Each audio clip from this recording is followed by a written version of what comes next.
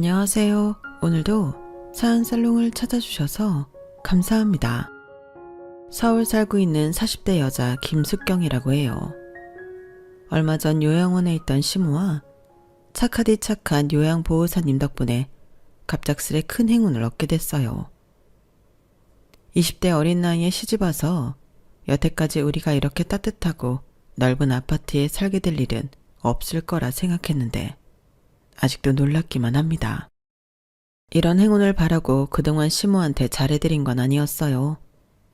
시모는 일찍이 부모를 모두 잃은 저를 유일하게 걷어준 분이었어요. 저희 친정엄마는 너무 빨리 돌아가셔서 기억조차 안 나는데 엄마의 빈자리를 대신 채워준 분이라 해도 과언이 아니죠. 시모는 그냥 내 엄마였어요. 천사 같은 시모의 큰아들인 내 남편은 시모를 닮아 엄청 착해요. 때론 바보같이 착하기만 하고 동생들한테 다 퍼져서 열이 뻗치기도 했지만 어쩌겠어요? 천성이 그런 걸. 시부가 진짜 폭군이었는데 시동생과 시누이는 시부를 닮아서 그런지 개망난이에요. 이제 나이도 먹을 만큼 먹었는데 아직도 정신 못 차리고 망나니처럼 살고 있네요. 그런 나쁜 시동생이 병든 시모를 잘 돌보겠다는 말에 속아 넘어간 게 저희 부부의 잘못이었죠. 그래도 권선징악으로 착하게 산 저희 부부는 마침내 복을 받았고 시동생 시누이는 인생의 나락으로 향하고 있어요. 짐승만도 못한 것들 가서 메롱메롱이라도 해주고 싶을 만큼 꼬숩네요. 역시 사람은 착하게 살고 볼 일인 것 같아요. 아주 어릴 적 제가 기억나는 순간부터 제 인생은 고난의 연속이었어요. 가난의 굴레에서 빠져나오기 위해 여지껏 다람쥐처럼 열심히 살아왔어요. 지금 생각해보면 그 삶이 어찌나 고됐던지 가시밭길리를 맨발로 뛰어온 것 같아요. 티끌 모아 티끌이었지만 그 티끌이라도 모으기 위해 발버둥을 치며 살아왔죠. 90평짜리 고급 주상복합에서 보일러 팡팡 뜨고 따스운 거실에서 이 글을 적고 있자니 비현실적으로 느껴지네요. 이런 삶을 누린 지 몇 개월 정도 됐으니 적응할 만도 한데 아직도 고급스러운 엘리베이터를 타고 내리며 이곳 주민들을 마주할 때면 뭔가 시선을 피하게 돼요. 여긴 다 잘 나가는 사람들만 있을 텐데 이런 곳에 내가 사는 게 맞는 건가?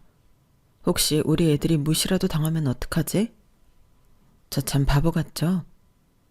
평생 이런 곳 근처에도 와본 적이 없으니 아직도 어리둥절하기만 하네요. 제 속사정을 아시는 분들은 공감하실 수 있을 거예요. 진짜 빈민 중에 빈민으로 살아온 제 이야기를 한번 들어봐 주세요. 저처럼 가난하게 살아온 분들은 별로 없을 테니 간접 경험한다 셈 치고요. 그럼 지금부터 제 이야기를 들려드릴게요. 전 시골 깡촌에서 자랐어요. 저희 엄마는 절 낳다가 돌아가셨다고 해요. 돈이 없으니 산부인과에는 못 가고 동네 할머니가 산파 역할을 해줬는데 피가 멈추질 않아서 저 세상으로 가버리신 거죠. 돈이라도 빌려서 읍내 병원이라도 가서 낳지. 엄마나 아빠나 너무 돈이 없고 배운 것도 없는 분들이라 그럴 생각도 못했었나 봐요. 아빠도 참 바보 같았지. 다른 여자들 다 애를 숨풍숨풍 잘 낳으니 너희 엄마도 그렇게 금방 낳을 줄로만 알았어.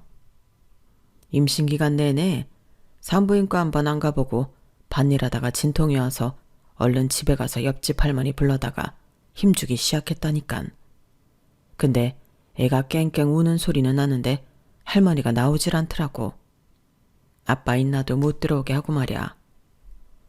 몇십 분 후에야 내가 들어갔는데 온 방바닥이 다 피투성이에 네 엄마는 벌써 혼절한 상태였지.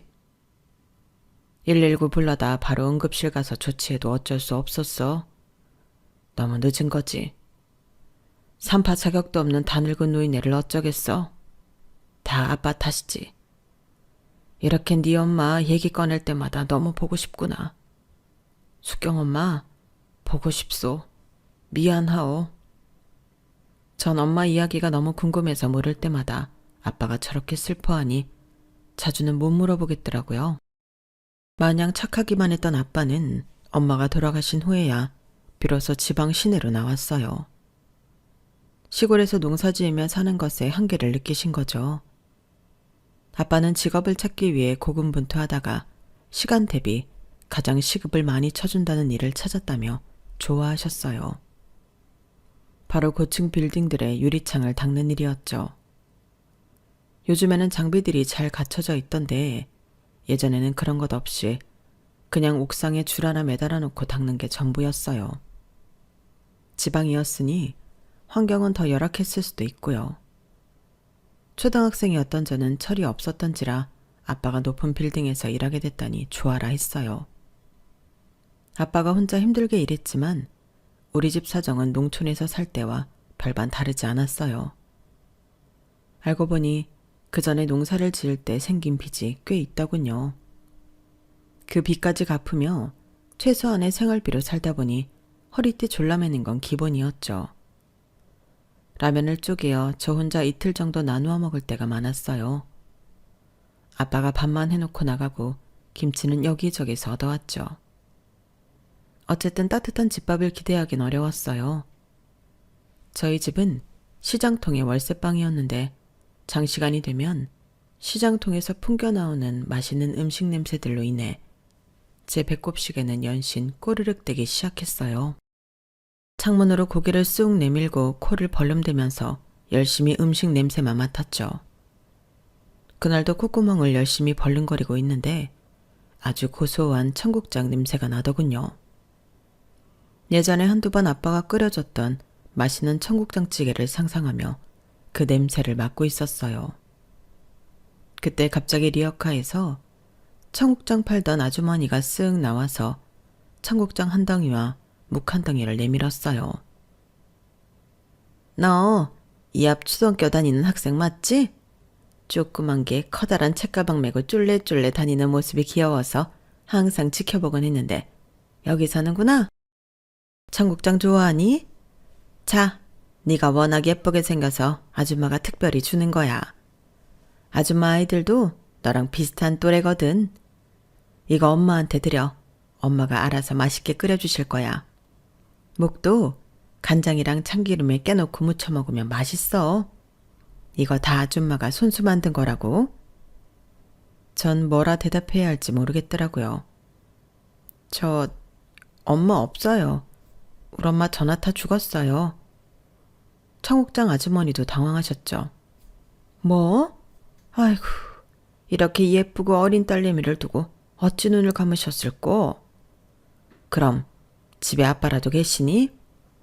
아빠는 늘 바쁘세요. 지금도 저기 높은 빌딩 유리창 닦고 다니시거든요. 밤에는 또 다른 일 하러 나가시곤 하세요. 어쨌든 집에 아무도 없어요. 그럼 청국장 줘봤자 누가 요리해줄 사람도 없겠구나. 전 아줌마가 청국장을 도로 뺏어갈까봐 꽉 쥐고 놓지 않았어요. 너무 배가 고파서 청국장을 통째로 와그작 와그작 씹어 먹고 싶은 심정이었거든요. 그런데 청국장 아줌마의 반응이 의외였어요. 그럼 아줌마가 너희 집에 잠깐 들어가서 청국장 국을 좀 끓여줄게. 묵도 묻혀주고 말이야. 괜찮지? 이렇게 누추한 집에 다른 손님이 오는 게 처음이었지만 속으로 뛸 듯이 기뻤어요. 청국장 아줌마는 진짜로 우리 집에 들어와 코딱지만한 부엌에서 여러 요리를 만들어 놓고 가셨어요. 심지어 부족한 재료들은 집 앞 구멍가게에서 직접 사다가 말이죠. 누가 날 위해 이렇게 따스한 밥을 해주는 게 너무 오랜만이었죠. 전 청국장 찌개와 간 무친 묵과 함께 고봉밥을 2그릇이나 비웠어요. 아줌마는 그 모습이 신기했던지 가려던 걸음을 멈추고 절 빤히 쳐다보시더군요.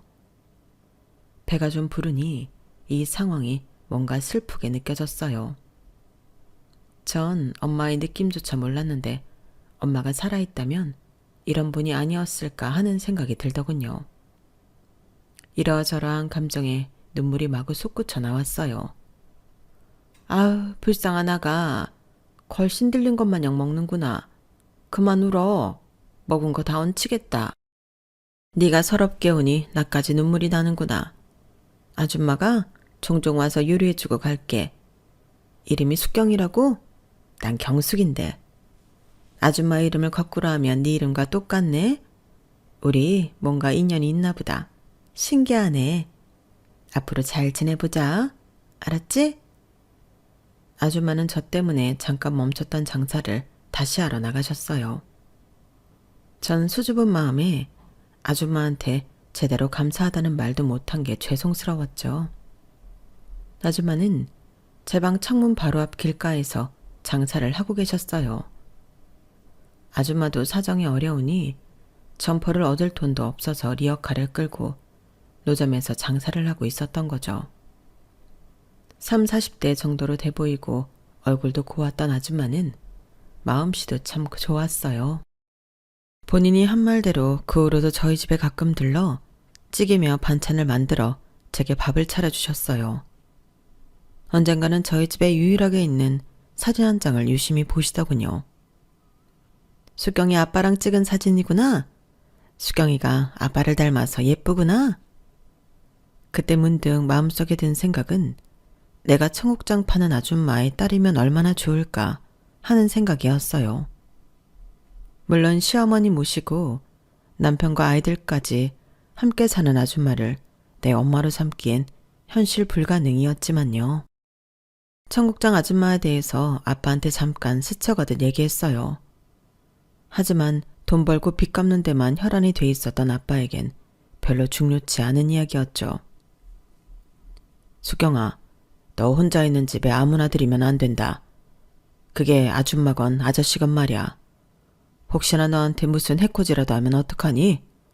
앞으론 절대 남을 우리 집에 들이는 일 없도록 해. 지금 생각해보면 당연한 말이었지만 전 저에게 반찬도 해주고 국도 끓여주는 아줌마를 집에 못 들이게 하는 아빠가 미웠어요. 그 다음부터는 또 반대할까봐 아빠에게 청국장 아줌마 이야기도 안 꺼냈죠.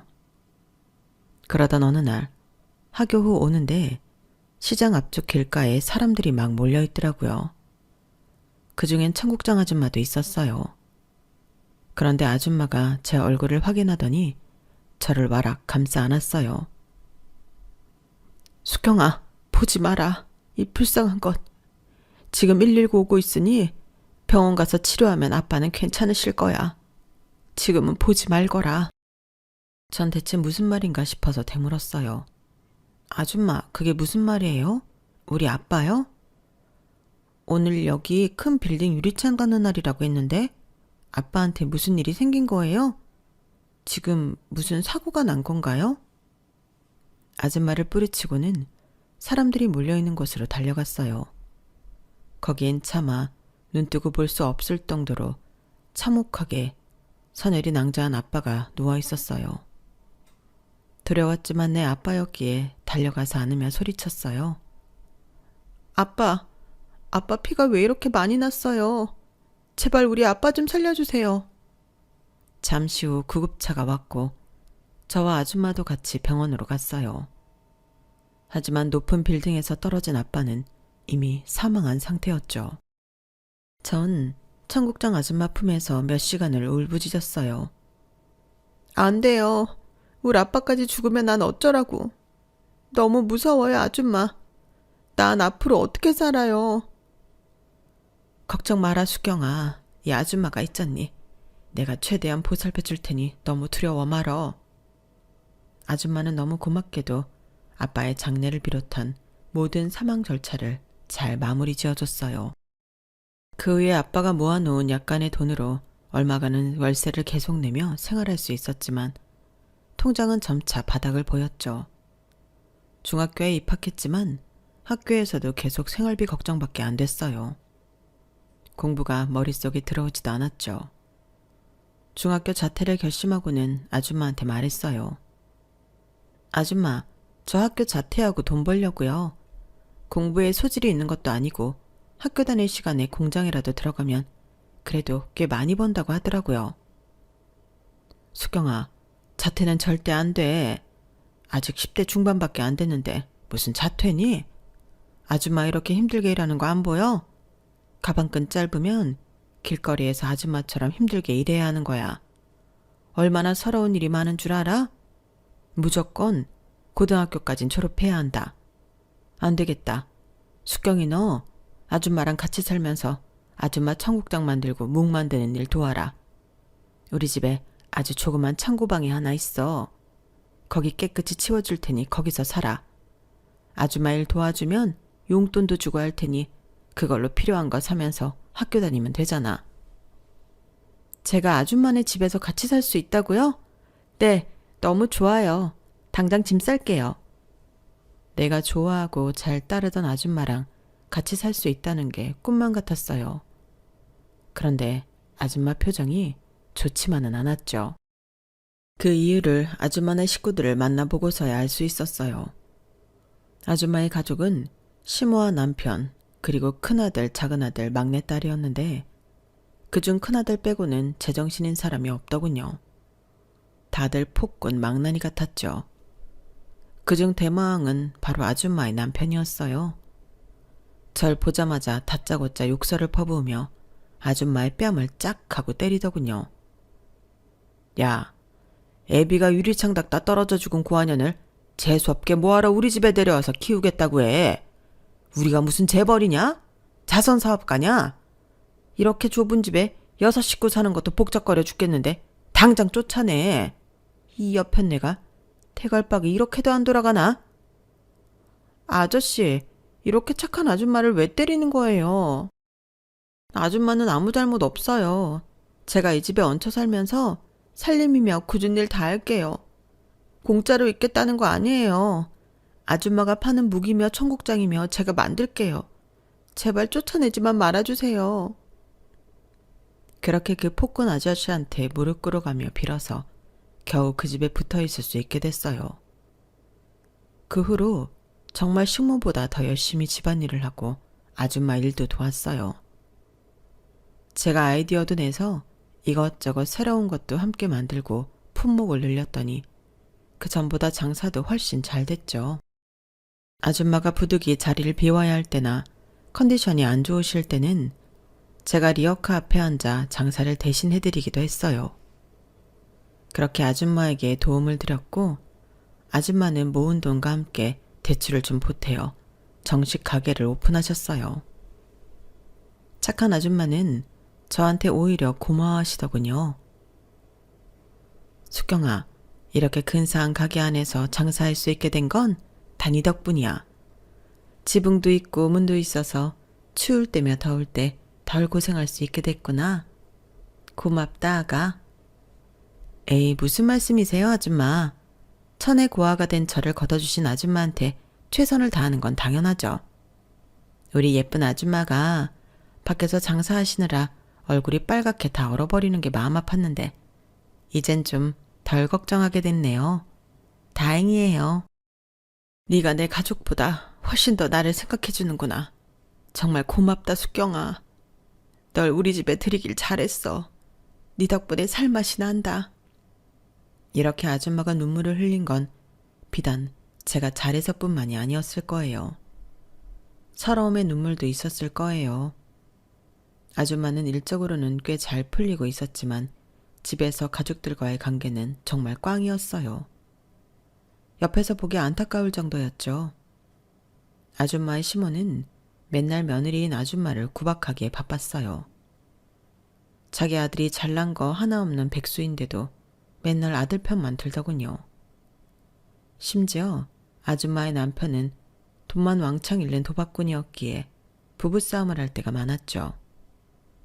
이놈의 여편네 대체 왜 돈을 안 주는 거냐?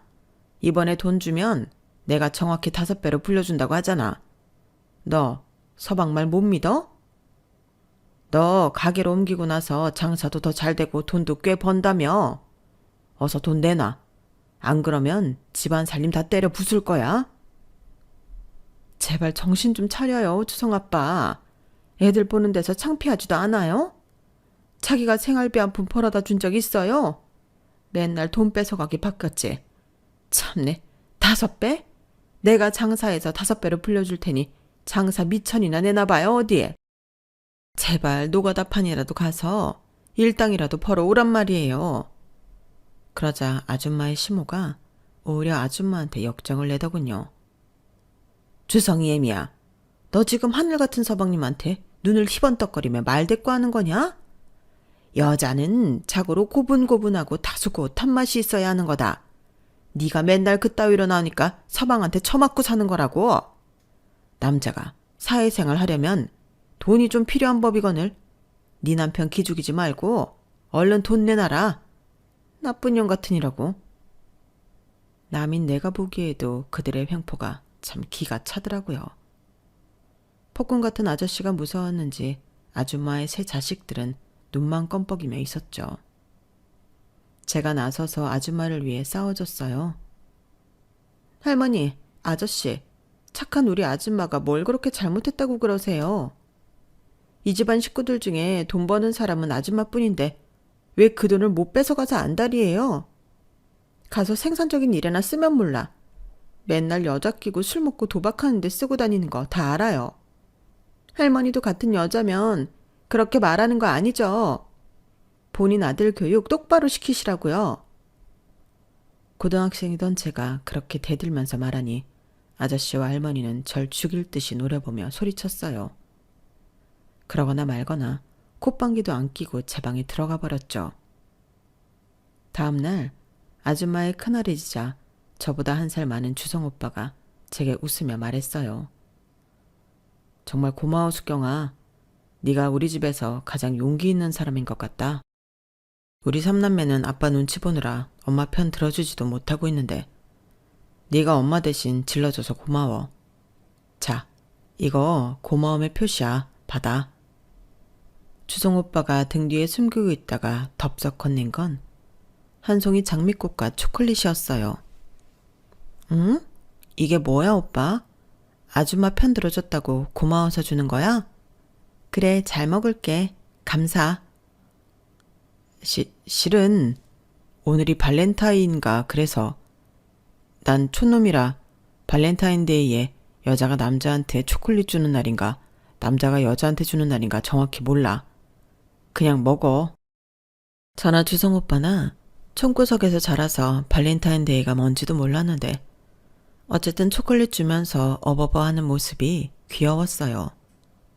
주성 오빠의 남동생은 박서춘, 막내 여동생은 박서경이었어요. 다들 지 애비를 닮아서인지 아주 싸가지가 바가지였죠.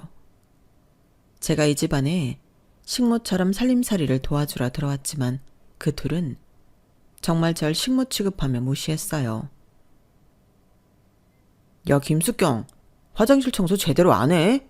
변기 안까지 깨끗이 하란 말이야. 우리 엄마가 번 돈으로 밥 얻어먹고 살려면 밥값은 제대로 해야 할 거 아냐. 야 박서춘, 너 내가 너보다 2살이나 많은 거 알아 몰라? 아무리 내가 이 집에 비릇부터 먹고 있어도 반말은 하지 말라 이거야. 아줌마의 막내딸인 박서경이는 더 매몰차게 절 대했어요. 어린 게 아주 악랄했죠. 아이 식모, 거실에 식구들이 저금통에 모아놓은 동전 네가 다 뺏어갔지? 도둑년, 얼른 내놔. 뭐? 네가 오락실 간다고 맨날 야금야금 빼다 쓸 땐 언제고 나한테 도둑년이래. 너 언니한테 그렇게 함부로 말할 거야? 참네, 언니는 무슨. 네가 내 친언니라도 되냐? 애미애비 죽고 우리 집에 얹혀 사는 주제에 가족 행세하기는. 밥이나 차려. 나 배고프니까. 아줌마의 세 자식들 박주성, 박서준, 박서경. 이 중에 주성 오빠만 빼놓고 인간 이하의 것들이었어요. 나중에 성인이 되어 내가 독립하게 되면 다시는 상종하고 싶지 않은 인간들이었죠. 그런데 앞불싸 제가 이들과 아주 질긴 인연으로 엮이게 돼버렸네요. 바로 진짜 가족이 돼버린 거죠. 제가 아줌마네 집안의 가족이 된 경위는 이러하네요. 주성 오빠가 먼저 고등학교를 졸업하고 서울로 돈 벌러 갔어요. 아줌마는 큰아들인 주성 오빠에게 대학을 가라고 강하게 권유했지만 심란했던 그 집을 벗어나고픈 주성 오빠는 서울로 휑하니 가버렸죠. 모두들 내 걱정은 마세요. 서울에 꼭 한번 살아보고 싶었어요. 일자리 구해서 자리 잡히면 연락드릴게요. 1년 뒤 제가 고등학교를 졸업하고 저 또한 독립을 위해 일자리를 열심히 구하고 있었어요. 저도 주성 오빠처럼 서울에 대한 환상을 가지고 도시로 나가고 싶었죠. 마침 이력서를 넣었던 서울의 조그만 회사에서 연락이 왔고 면접을 보러 가기 위해 중고로 정장 한 벌을 사서 다리고 있었죠. 그런데 이런 제 모습을 본 아줌마가 슬픈 눈빛으로 제게 말씀하셨어요. 숙경아, 꼭 서울 가야겠니? 그냥 아줌마 곁에서 계속 잊혀주면 안 될까? 여기도 시내에 일자리 좀 있잖아. 주성이에 이어 너까지 내 곁을 떠나버리면 난 누구를 의지하며 사니? 심지어 눈물까지 보이시며 가지 말라고 하는데 저도 눈물이 났어요. 서울로 도저히 못 가겠더라고요. 아줌마 말대로 살고 있던 집에서 통근이 가능한 곳에 일자리를 얻었어요. 그런데 얼마 후 이번엔 주성 오빠가 집에 내려오더군요. 그리고는 제게 뜻밖의 말을 꺼냈어요. 수경아, 나 네가 너무 보고 싶어서 도저히 서울에서 혼자 못 살겠더라. 서울이고 뭐고 돈이고 뭐고 네 곁에서 계속 있고 싶어. 수경아, 우리 결혼하자. 진짜 가족이 되자고. 손 한 번 잡아본 적 없고 남녀간의 애정 섞인 말 한 번 해본 적 없던 주성 오빠가 뜬금없이 결혼하자고 해서 너무 놀랐어요. 뭐? 오빠 혹시 술 마셨어? 지금 대체 무슨 말을 하는 거야? 난 오빠의 친동생 같은 존재야. 사귄 적도 없는데 무슨 결혼. 뭐 날 사랑이라도 한다는 거야? 사랑? 그딴 게 뭔지 잘 모르겠지만 맨날 네 생각만 나고 껴안고 싶고 뽀뽀하고 싶고 보고 싶어 미치겠으면 그게 사랑 아니야? 그런 사람이랑 결혼해야 하는 거 아니냐고. 나도 내 자신이 널 좋아하는지 몰랐는데 떨어져 있으니까 미칠 것 같더라고. 당장 엄마한테 말씀드릴게. 결혼한다고. 주성 오빠는 진짜 가족들 앉혀놓고 선포하듯 말했어요. 엄마 아빠 할머니, 저 숙경이랑 결혼합니다. 그래도 서울에서 일한 경력이 있으니 총구석에서 어디 뭐 취업 안 되겠어요? 취업하면 바로 숙경이랑 혼인신고하고 여기서 살 거니까 그렇게들 아세요. 맨날 조용하고 착하기만 했던 주성 오빠가 강하게 이야기하니 다들 놀란 눈치였어요.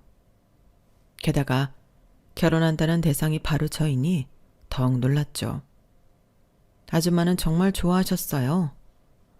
아유, 잘됐다. 안 그래도 숙경이 내 딸 삼고 싶었는데 딸이나 진배 없는 며느리가 되겠구나. 난 너무 좋다. 뛸 듯이 기쁘다고. 아저씨나 할머니는 그러거나 말거나 심통만 부려댔죠.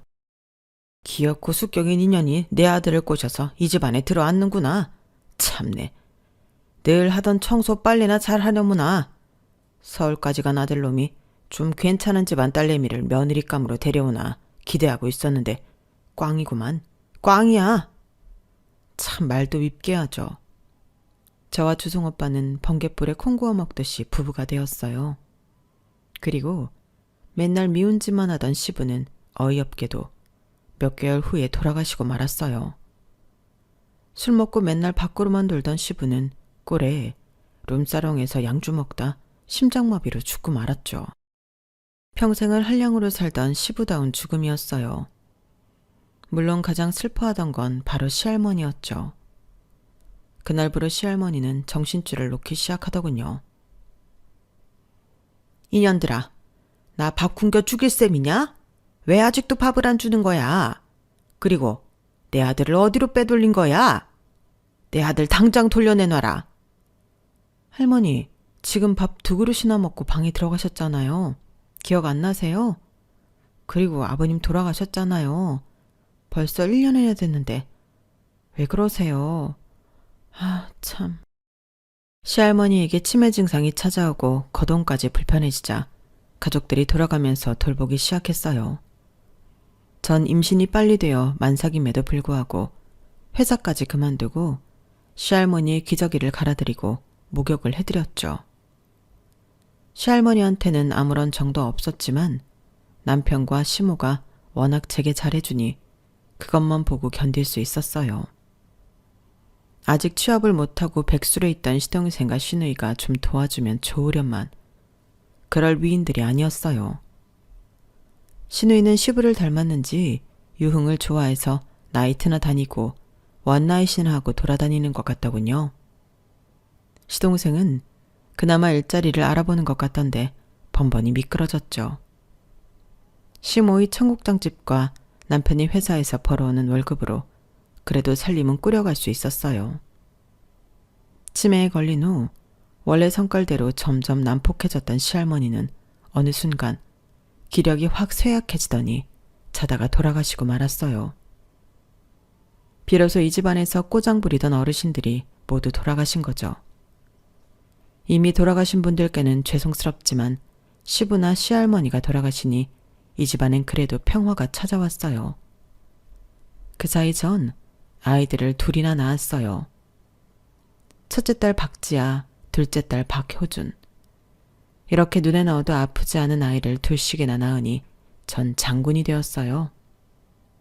안 그래도 씩씩했던 성격이었는데 아이들을 지켜야 한다는 보호 본능이 더해졌는지 완전히 장군이 따로 없었네요.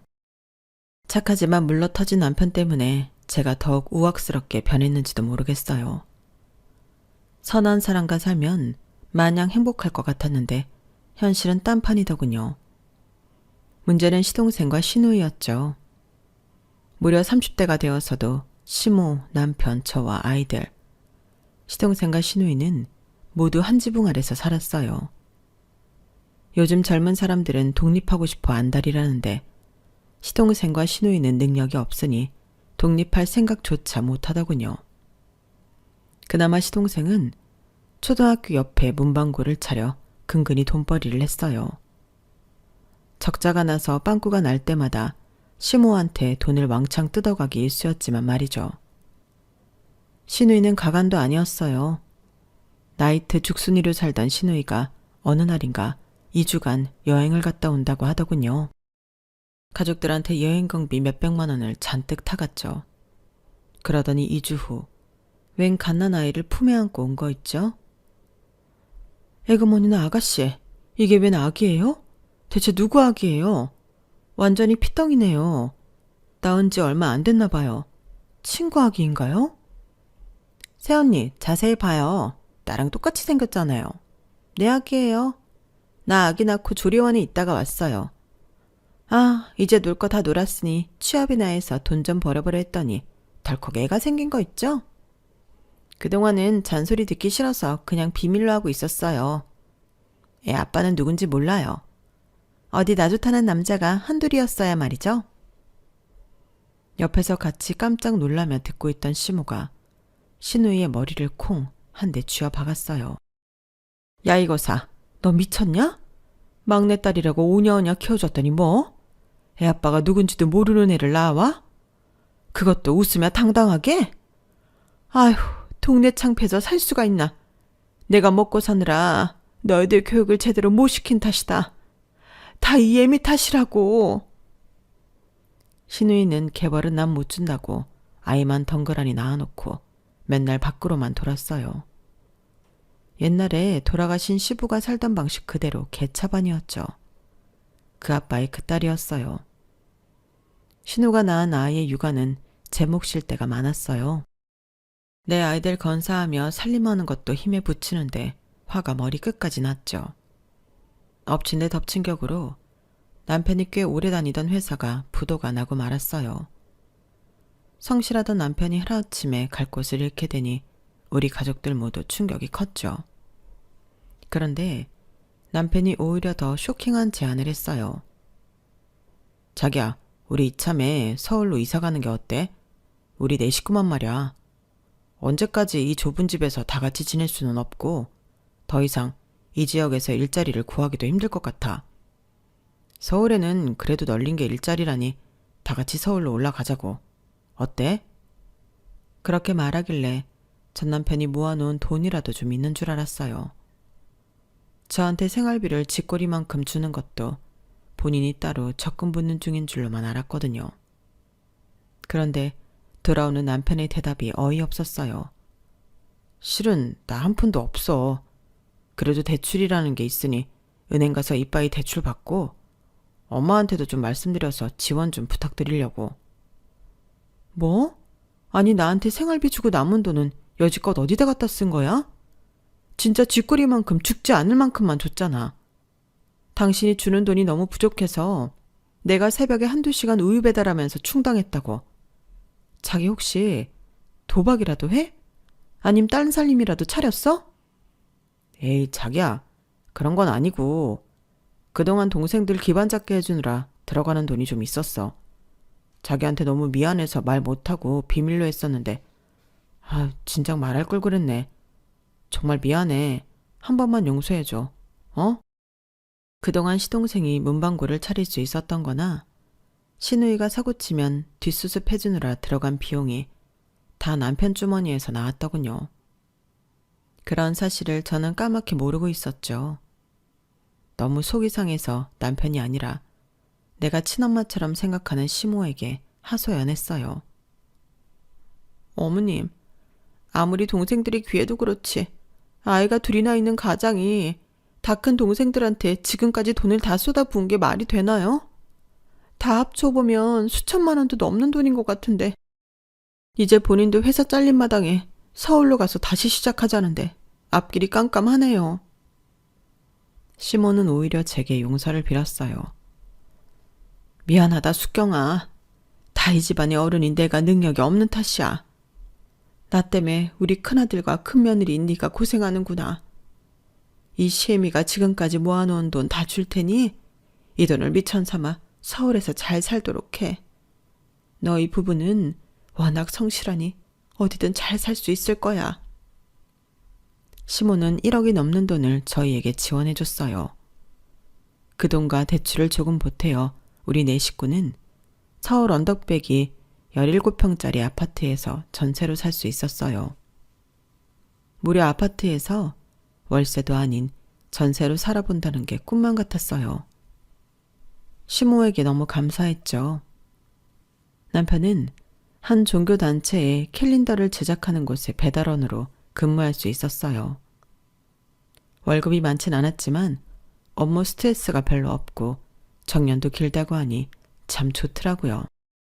서울은 물가가 비싸기 때문에 외벌이로 내 식구가 살긴 힘들었어요. 당연히 저도 아침부터 저녁까지 일을 해야 했어요. 모두들 서울에서 자리를 어느 정도 잡고 나니 평화가 찾아왔어요.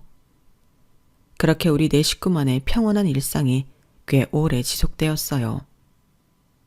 우리가 서울에서 천국의 시간을 보내고 있는 동안 시댁에선 지옥의 삶이 펼쳐지고 있었어요.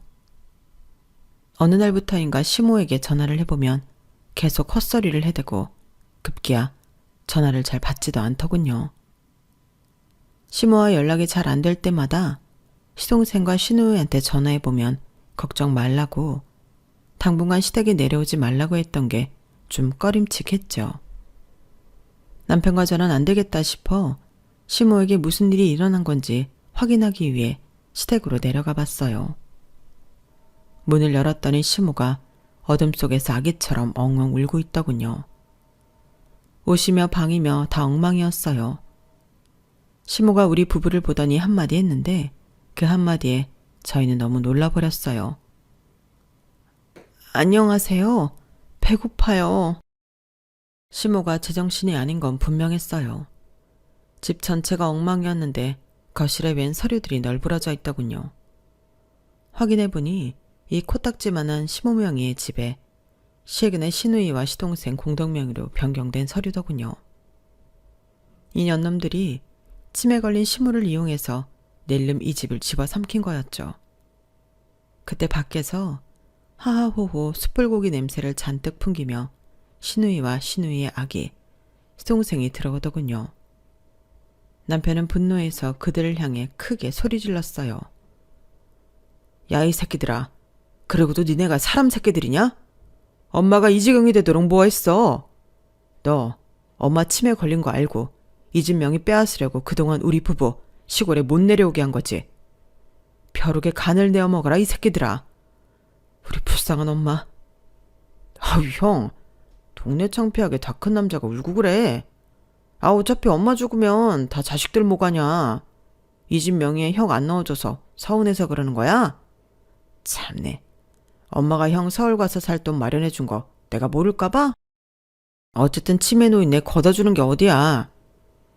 어차피 악마 같은 그들과는 말이 안 통하기에 저희 부부는 당장 다음날 병원에 시모를 모시고 가서 진단을 받은 결과 치매가 진행되는 중이었어요.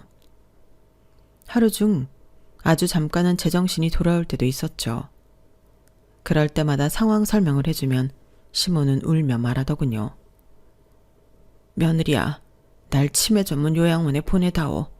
서울 말고 그냥 내가 평생 살아온 내 고향 근처에 있는 요양원에 부탁한다. 나중에 죽더라도 이곳에서 죽고 싶구나. 어머님, 정신이 좀 드세요? 제가 누군지 알아보시겠어요?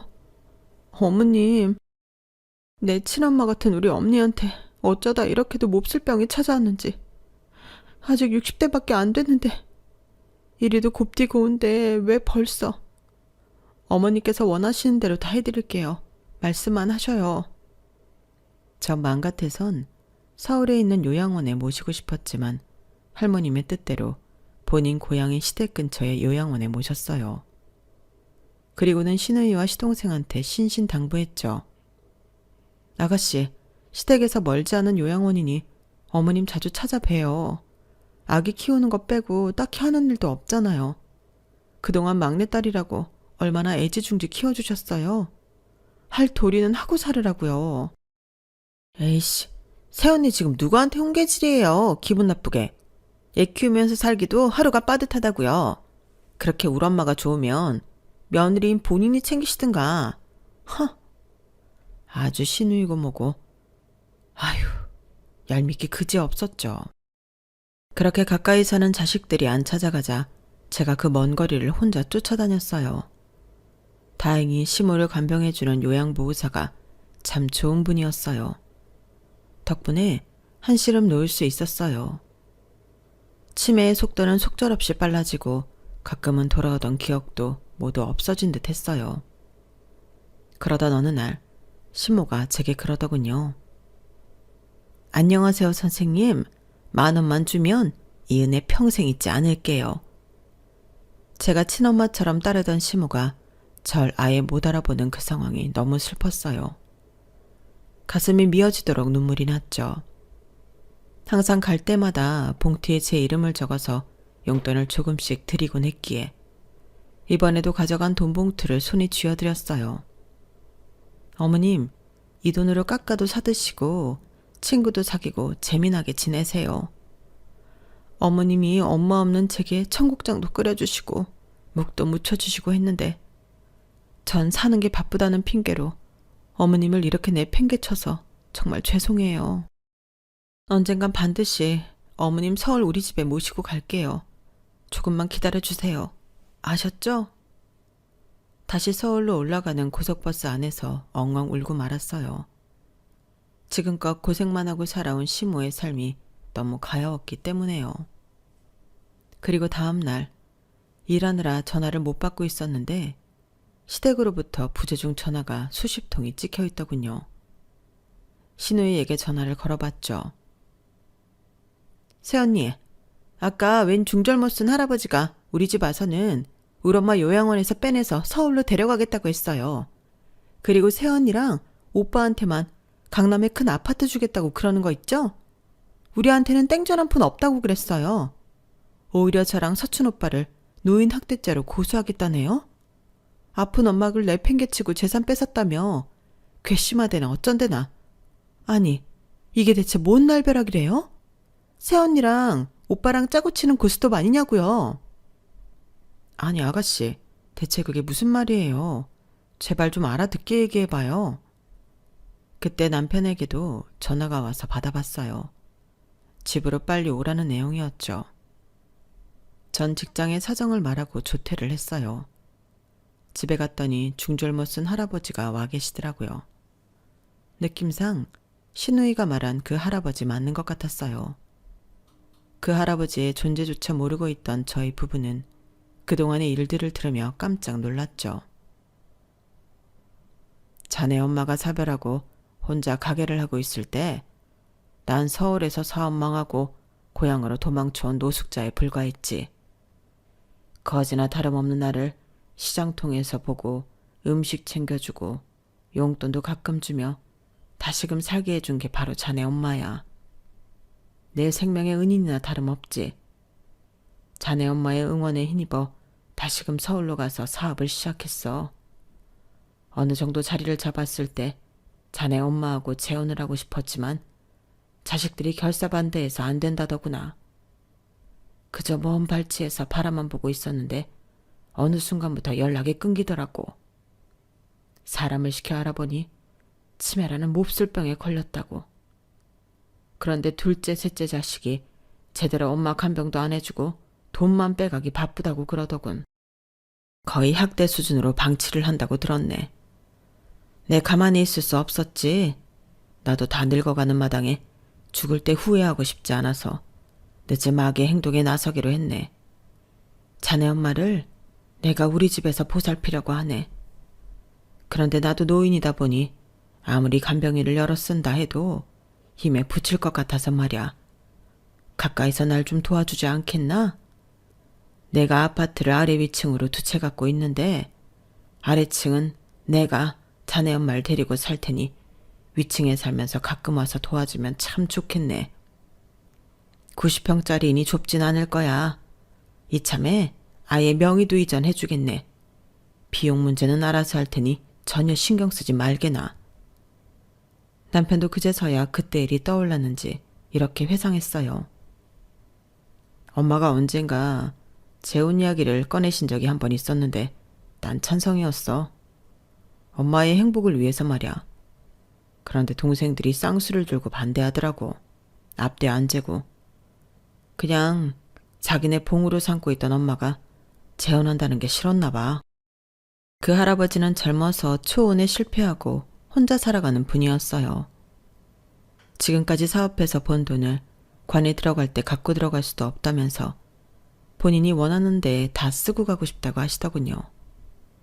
심지어 우리 시모를 정말 오래도록 짝사랑했다고 하셨어요. 황혼의 순정으로 치매에 걸린 시모를 정말 정성스레 간호해 주시더군요. 마지막 사랑이라는 그 단어가 눈물겨웠어요. 저희에겐 정말 90평짜리 아파트에 살게 해주셨어요. 그리고는 심지어 본인이 경영하고 있는 회사에 저희 남편을 취업시켜줬죠. 놀라운 연봉까지 챙겨주셨고요. 덕분에 저는 일을 그만두고 집안 살림과 아이들 뒷바라지 그리고 시모 케어에 집중할 수 있었어요. 사실 가사도우미며 간병인을 여러 붙여주셔서 제가 할 일은 많지 않았죠. 이제는 그 할아버지께서 저의 시부가 되셨네요. 아픈 시모와 혼인신고까지 마치셨거든요. 시부의 행동력은 놀라웠어요. 변호사에게 의뢰해 시동생과 시누이를 정말 노인 학대죄로 고발해버리더군요. 현재 재판 진행 중이고요. 제게 친엄마 같던 시모라서 잘해드린 것뿐인데 이렇게 큰 행운을 주시다니 시부에게 정말 감사하며 사는 중이네요. 저도 가난한 집에서 태어나 지질이 고생만 하다가 40대가 돼서야 호사를 누려보네요. 시골 촌년이 사모님 소리 들으려니 아직도 적응이 안 되긴 하지만 물리적인 여유로움이 참 좋긴 하네요. 쥐구멍에도 볕들 날이 있긴 한가 봅니다. 지금까지 저의 롤러코스터 같은 인생사를 읽어주셔서 정말 감사해요. 제게 갑자기 생긴 행운이 여러분 안방에도 전달될 수 있으면 참 좋겠습니다. 모든 분들 건강하시고 복 많이 받으시길 기원할게요. 여러분, 사연 댓글에 응원과 현명한 조언 부탁드려요. 좋아요와 구독은 저에게 큰 힘이 됩니다. 오늘도 좋은 일 가득하세요.